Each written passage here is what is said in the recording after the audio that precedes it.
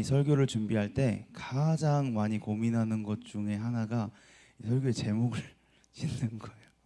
도대체 이 장면, 그러니까 이게 센스가 좀 없다 보니까 설교 제목을 잘 못 짓는데, 여러분 뭐라고 되어 있죠? 우리 멋있게 해석해 줄 수 있는 사람 있나요? 뭐라고요? 혹시 아무도 없나요 여기? 누가 해석해 주세요. 멋있게. 우리 민호 무슨 뜻이죠?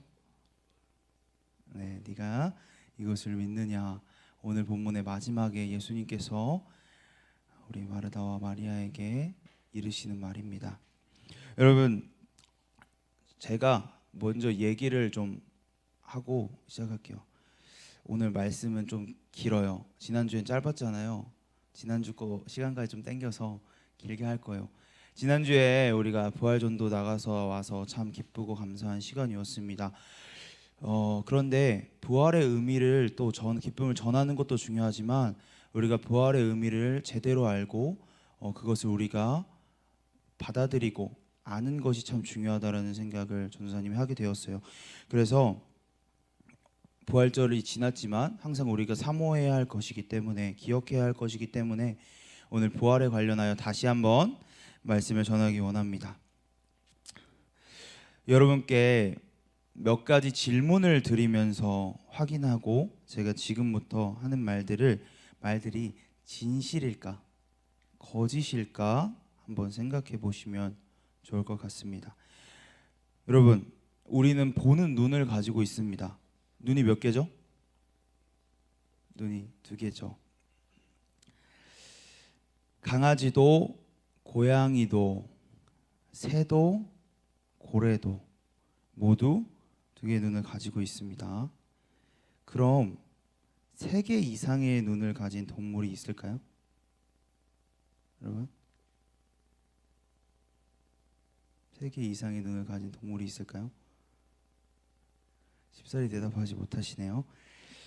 눈이 좌우 2개라는 건 그것은 인간의 관점일 뿐입니다. 자연계의 표준은 아닙니다. 한국에도 25종이 서식하는 것으로 알려진 1cm 남짓의 깡충거미라는 이 동물은 8개의 눈을 가지고 있다고 합니다. 깡충거미는 매우 작지만 뛰어난 시력을 가지고 있습니다.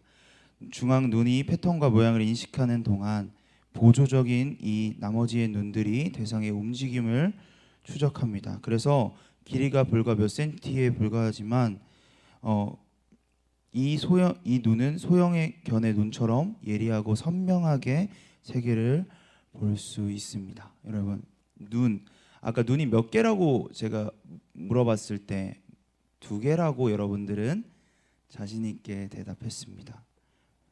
눈이 2개여야 한다는 사실은 오직 인간만의 관점이고 사실입니다.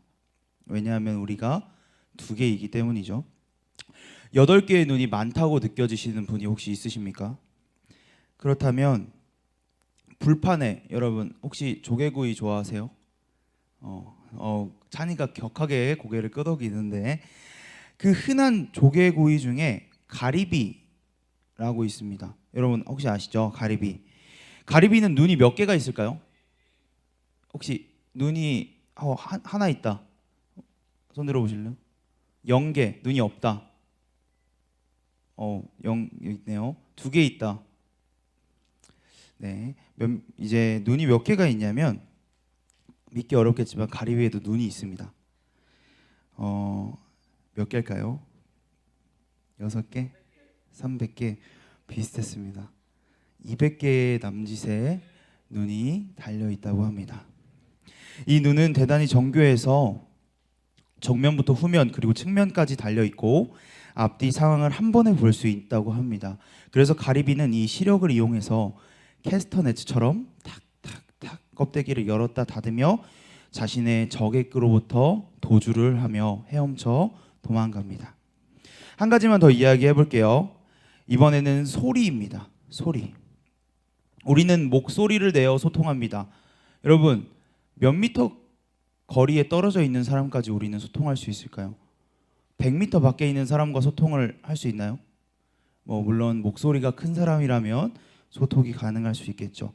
그럼 1km 밖에 있는 사람은요? 어렵겠죠. 이것이 바로 인간의 한계입니다.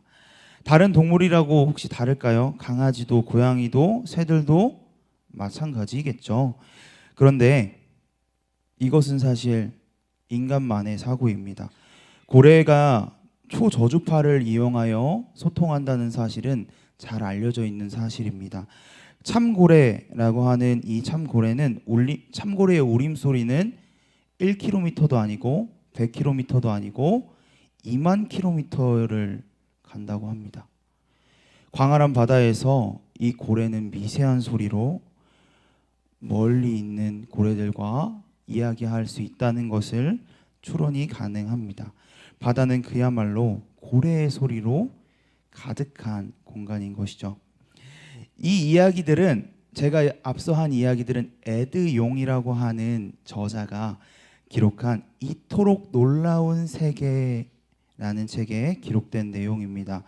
저자는 인간의 오감에 갇혀 세계를 재단하는 일이 이토록 위험하다라고 이야기합니다. 그래서 그는 이렇게 얘기합니다. 우리는 종종 주변 환경을 균일화하려는 경향이 있다. 여러분 어떠십니까? 여러분들은 이러한 것들이 믿어지십니까? 과학자들이 연구했던 이러한 것들이 믿어지십니까? 그렇다면 부활은 어떻습니까? 부활을 믿으십니까? 지난주에 다 하지 못한 부활에 대한 이야기를 오늘 좀 해보려고 합니다.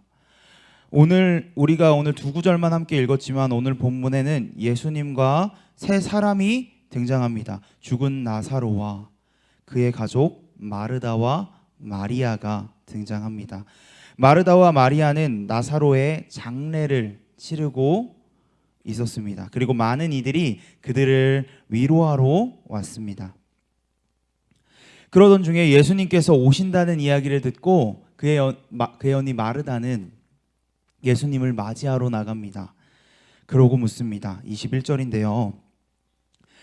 마르다가 예수께 여짜오되 주께서 여기 계셨더라면 내 오라비가 죽지 아니하였겠나이다. 예수님을 믿는 믿음 혹시 마르다의 이 말에서 혹시 느껴지십니까? 이어지는 말씀도 이어지는 그의 대답도 탁월합니다. 22절입니다. 그러나 나는 이제라도 주께서 무엇이든지 하나님께 구하시는 것을 하나님이 주실 줄 아나이다. 탁월하죠. 예수님이 여기 있었으면 내 오빠가 죽지 않았을 거예요. 그렇지만 죽었지만 그래도 구하면 주실 줄 압니다. 라는 대답. 그의 믿음이 느껴지지 않습니까? 예수님은 이렇게 대답하십니다. 예수께서 이르시되 내 오라비가 다시 살아나리라. 마르다는 어떻게 반응했을까요? 앞에 질문만 보면 그녀의 믿음은 굉장히 탁월해 보입니다. 그런데 마르다는 이렇게 대답합니다. 마르다가 이르되 마지막 날 부활의 때에는 다시 살아날 줄 내가 아나이다. 마르다의 반응은 할렐루야 감사합니다. 주님 얼른 무덤에 달려가야겠군요. 나사로 오라버니가 살아나셨겠어요? 가 아니라 마지막 날 부활의 때를 마르다는 이야기하고 있습니다. 앞선 마르다의 고백을 보면 예수님께서 말씀하신 오라비의 다시 살아남은 감사와 기쁨의 고백이고 뛰쳐나가야 할 일이었을 것입니다. 그렇지만 마르다가 말하는 이 마지막 날, 마지막이라는 에스카토스라는 단어는 최상급 단어, 즉 세상이 끝나는 마지막 날을 뜻하는 말입니다. 지금 당장 나사로가 살아난다라고 이야기하는 것이 아니죠. 왜 마르다는 이처럼 대답했을까요? 그가 예수님을 믿지 않았던 걸까요? 그것은 죽은 자가 이 땅에서의 부활이 사람이 죽어서 다시 살아나는 것이 우리 인간의 것이 아니었기 때문이었을 것입니다. 사람은 죽어서 살아나지 못하기 때문에, 인간의 것이 아니기 때문에 마르다는 이렇게 대답했을 것입니다. 많은 사람들 또한 예수님의 부활을 목격했음에도 불구하고 그것을 믿지 않았습니다. 부정적인 견해들을 냈습니다. 신학교의 교수로 재직 중인 톰 라이트라고 하는 사람은 현대 역사 비평가들이 예수님의 부활을 이해하는 관점을 이렇게 설명하고 있어요. 첫째, 바울이라는 우리 사도 잘 알고 있죠. 바울은 몸의 부활을 믿지 않았고 그것을 영적인 견해로 지니고 있었다. 두 번째, 성경의 부활은 신앙을 밑받침하기 위하여 의도된 후대의 창작물이다. 세 번째, 부활한 예수를 본 것은 어떤 외적 실체가 아니라 내면적인 종교의 체험이다라는 많은 견해가 있으나, 이 밖에도 수많은 견해가 있으나 여러분들이 점점 졸려하기 때문에 이 정도만 이야기하고 넘어가겠습니다. 하이델베르크 신학교의 교수였던 파울로스라는 사람은 그 당시 유대에서 죽은 후 3시간 만에 매장하기 때문에, 그때 죽은 후 3시간 뒤에 매장하는 그 관습 때문에 예수님이 죽은 것 같이 보였던 사람들이 무덤에서 깨어나는 예가 때때로 있었다라고 이야기합니다. 예수의 죽음에 대하여 주장하기를 십자가에서 정말로 죽은 것이 아니라 근육 경련으로 기절했을 뿐이며 무덤에 묻혔을 때 가사 상태에 있었는데 때마침 뇌성 번개가 예수를 일깨웠고 얼마 후 기절해서 깨어나 자기 힘으로 무덤에서 걸어 나왔다라고 한다라고 주장했습니다. 뿐만 아니라 예수가 죽은 자를 일으켰다는 그 복음의 기사들, 즉 야이로의 딸을 일으킨 사건과 나사로가 무덤에서 일어난 사건, 그리고 인성 과부의 아들이 살아난 사건은 혼수 상태에서 소생시킨 것이 불과하다라고 이야기했습니다. 이러한 의견들은 정말 많아요. 예수는 십자가에서 죽지 않았다.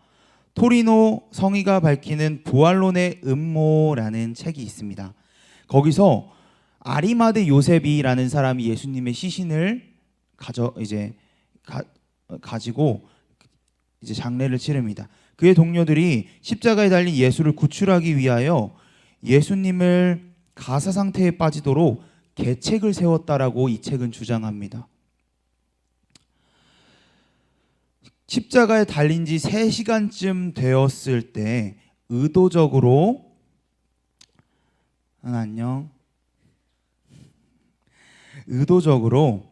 예수님에게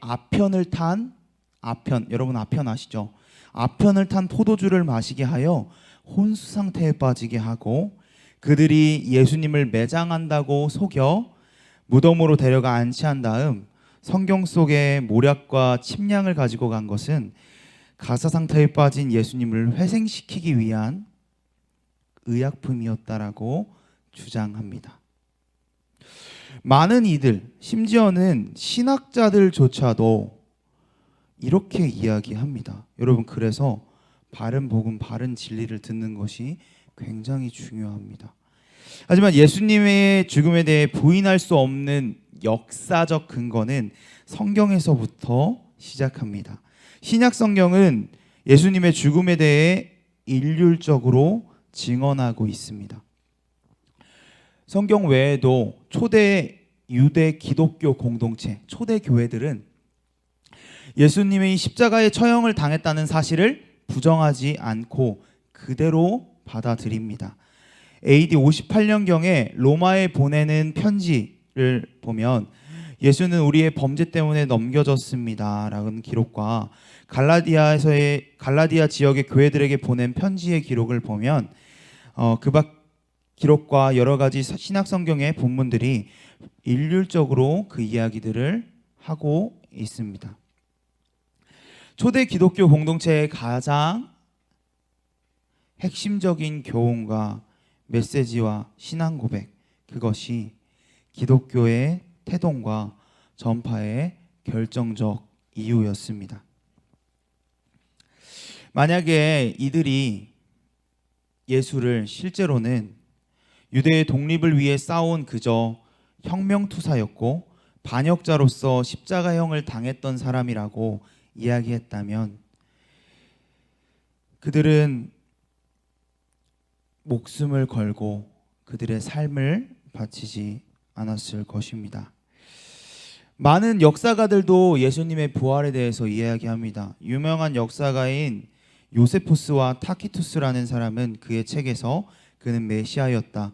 우리 유대인들의 중에 지도층 사람들이 그를 고소했기 때문에 빌라도는 그를 정죄하여 십자가에 처형을 받도록 했다고 기록했고 이 이름의 창설자인 그리스도는 티베리우스의 통치 기간 중에 총독 빌라도에 의해 처형되었다라고 기록하고 있습니다.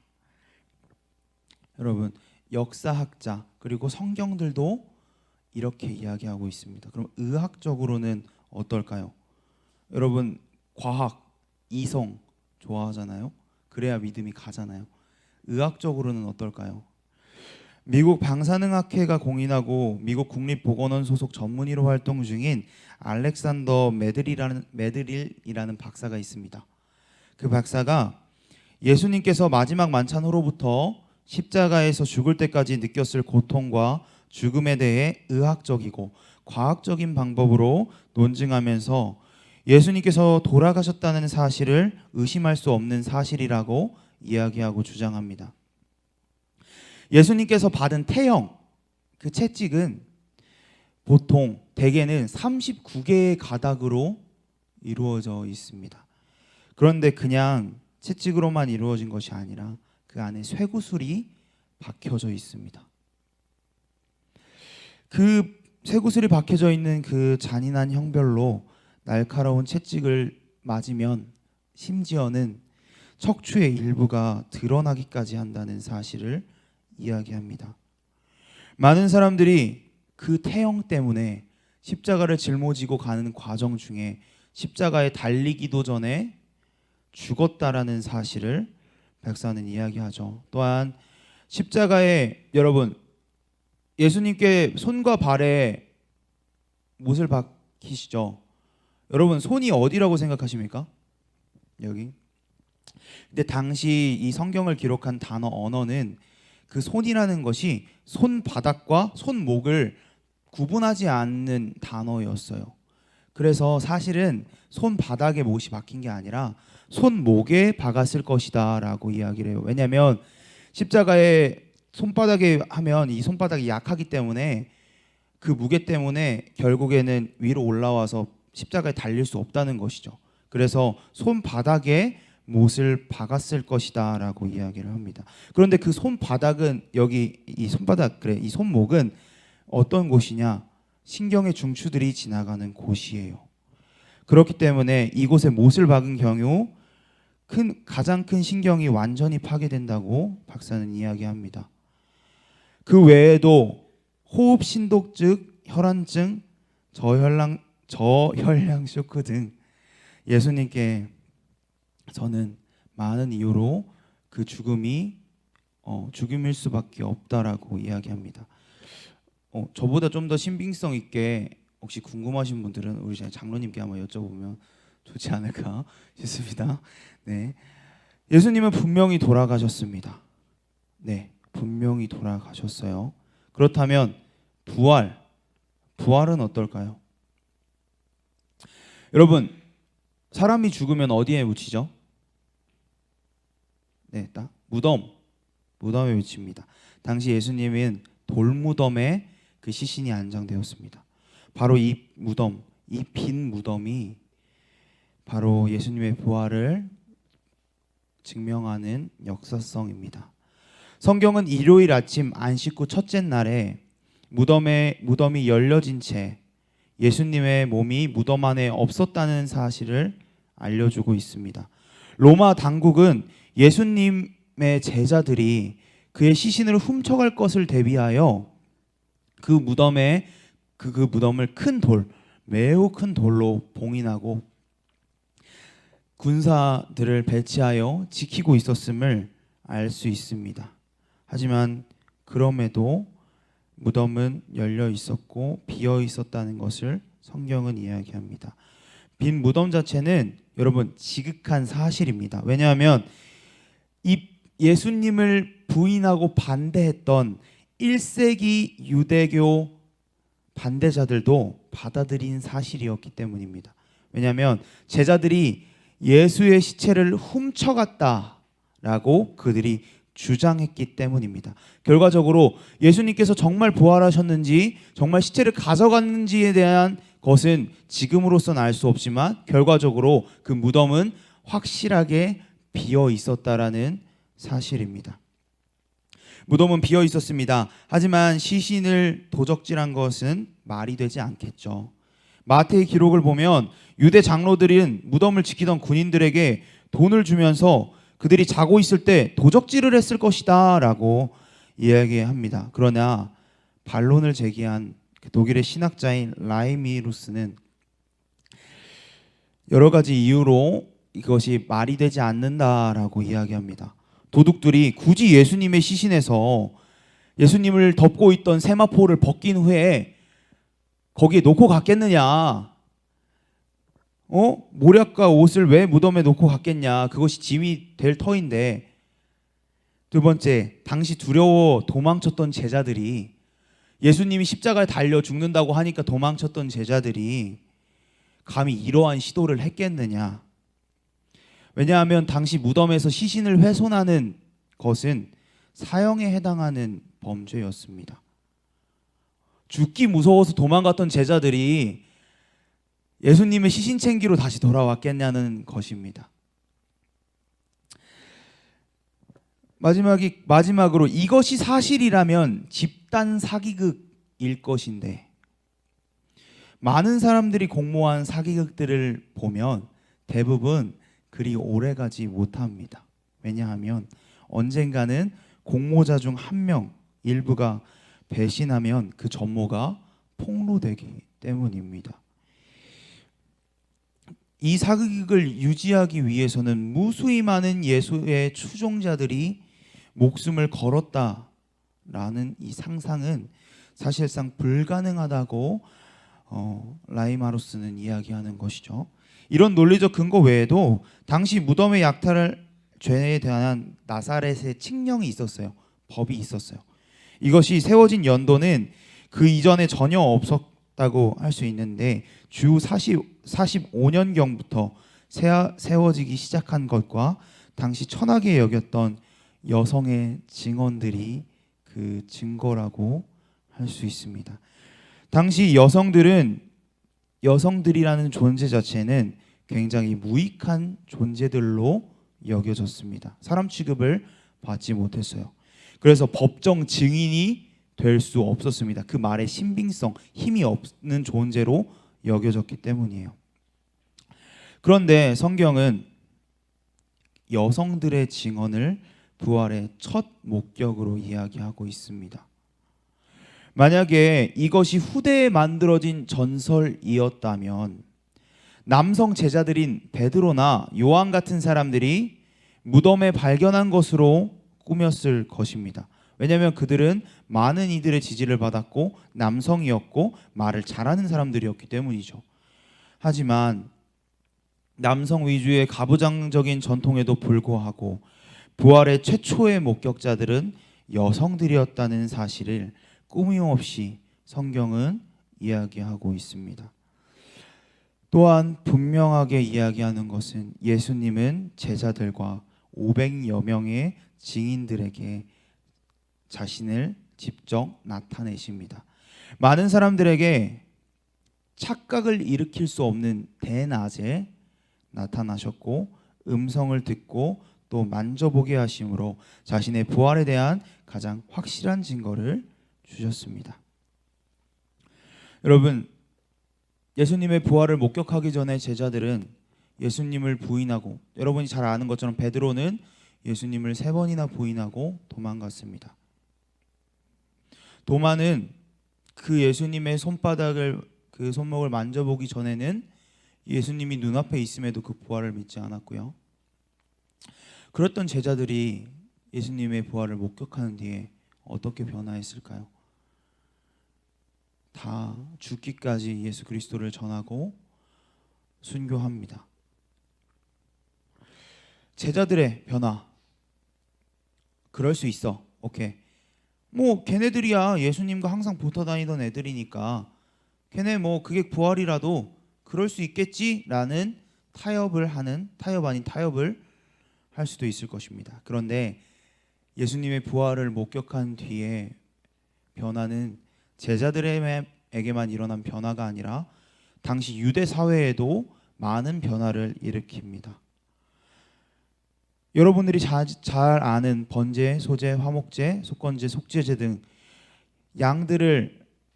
동물들을 그 제사에 제물로 바치는 제사, 희생 제사를 더 이상 유대 사회는 드리지 않았습니다. 율법이라는 것은 하나님께서 주신 법, 그들의 정체성이었는데 예수께서 죽은 지 얼마 지나지 않아 그들은 이렇게 얘기합니다. 모세의 율법을 지키는 것만으로는 우리들의 공동체, 자신들의 공동체가 될 수 없다라고 이야기하고 있습니다. 또한 1500년 동안 이어져 온 안식일 설명했었죠. 토요일이 아니라 주일, 일요일로 예수가 부활한 날로 그들은 안식일을 지키게 되었습니다. 제자들뿐만 아니라 유대교의 사회가 예수님의 부활을 목격한 뒤 변화가 있었던 것입니다. 여러분, 예수님의 부활은 바로 역사적인 사실입니다. 그저 성경이라는 동화 속에 그어진 글자가 아니라 역사적인 사실이라는 것을 전사님은 이 자리를 빌어 꼭 이야기를 해주고 싶어요. 예수님이 이렇게 말씀하시죠. 오늘 본문에 예수께서 이르시되 나는 부활이요 생명이니 나를 믿는 자는 죽어도 살겠고 무릇 살아서 나를 믿는 자는 영원히 죽지 아니하리니 이것을 내가 믿느냐. 그리고 부활하셨고 다시 사셨습니다. 40절에 이렇게 이야기하십니다. 예수께서 이르시되 내 말이 네가 믿으면 하나님의 영광을 보리라 하지 아니하였느냐 하시니. 하지만 마리아는 이렇게 이야기합니다. 주님, 시체가 썩어서 이미 냄새도 납니다. 어떻게 나사로 오라버니가 살아나실 수 있습니까? 부인합니다. 여러분 그거 아시나요? 제가 정확한 사실 이제 찾아봤을 때는 이제 부장님이 앞에 계셔서 사실 의학적인 얘기를 좀 하기가 부담스러운데 시신의 부패는 사망 후 3-4시간이 지난 후부터 시작되어 보통 10시간에서 12시간 정도가 지나면 눈에 띌 정도가 된다고 합니다. 그래서 24시간 이내에 많은 부분들이 변색이 되고 그것들이 나타나고요. 전신의 피부가 녹자색 또는 청록색의 변화가 되어 36시간 이내에 나타난다고 합니다. 이때 박테리아가 많이 분포해서 많은 부위에 눈에 띄게 부풀어 오르게 된다고 하고요. 48시간 이내에 사후경직이 완전히 풀리고 전신의 피부가 암록색으로 변한답니다. 그리고 그 박테리아의 활동을 통해서 시신이 부풀고 악취를 풍기는 가스를 만들어낸다고 합니다. 안구, 혀, 많은 부분에서 그 피부가 부풀어 오릅니다. 72시간 이내에 피부에서 수액으로 가득 찬 수포와 가스가 나오기 시작하고 조직이 분해되면서 생성된 물질들이 몸의 구멍을 통하여 나옵니다. 여러분, 예수님께서 며칠 뒤에 부활하셨을까요? 네, 제가 앞서 말씀드린 이 시체의 부패 과정은 3일 안에 일어납니다. 예수님의 죽음은 확실한 역사적 사실이고 사흘 만에 부활하셔서 예수님의 제자들과 500여 명의 사람들에게 온전한 몸을 믿고 다시 나타나셨습니다. 마리아는 그 예수님의 다시 살아난다라는 그 말에 순종했고 나사로는 결국 다시 살아났습니다. 여러분, 부활은 우리의 것이 아니기에 부활은 마치 사람의 눈은 두 개이다라고 대답했던 앞선 여러분들의 고백처럼 사람이 어떻게 부활을 하냐라고 우리는 대답할 것이지만 부활은 전적으로 우리를 사랑하는 예수 그리스도께 있는 것이고 그분께서는 참 하나님이시며 참 사람인 동시에 우리를 너무나도 사랑하셔서 자기 자신까지 내어주셨고 십자가에 달려 돌아가심으로 우리의 죄를 사해 주셨으며 다시 부활하셨다라는 사실, 그것은 우리를 위하여 행하신 놀라운 일이며 역사적인 사실입니다. 여러분, 어떻습니까? 설교를 듣기 전과 후 예수님의 부활이 조금은 역사적 사실로 와 닿으십니까? 사실 이 설교를 하려고 하면 1시간도 2시간도 넘게 할 수 있어요.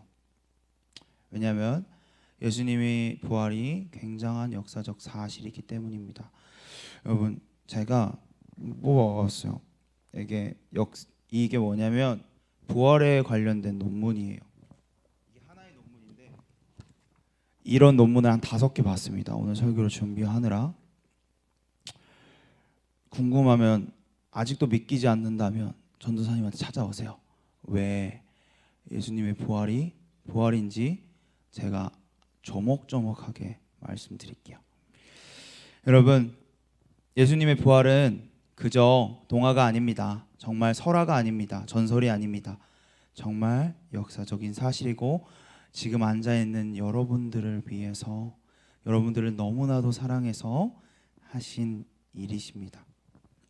그것을 믿으며 나아가는 우리 고등부, 그런데 고등부 여러분 되기를 주님의 이름으로 소망합니다. 마리아처럼 믿기지 않겠지만 때로는 그 믿음에 순종하며 나아가는 여러분 되기를 소망하고, 제자들처럼 때로는 넘어질 수 있겠지만 정말 주님을 인격적으로 만났을 때 내 목숨까지도 내어드릴 수 있는 마음을 다하고 뜻을 다하고 삶을 다하여 예수 그리스도를 사랑하는 여러분 되기를 주님의 이름으로 소원합니다. 오늘